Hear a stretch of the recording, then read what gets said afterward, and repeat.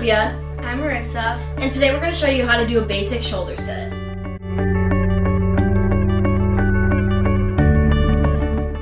So the base, whoever's on the bottom, is going to put out their right leg at about a 90-degree angle, with their other leg being straight. It's up to you depending on what's the dominant side of the flyer and dominant side of the base.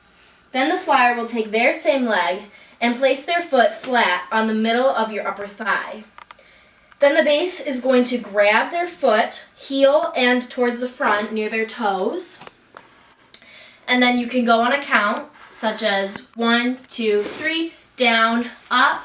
The flyer will push themselves up on the base's shoulders and loop their other leg around the opposite shoulder, at the same time popping up this leg to come on the base's shoulder.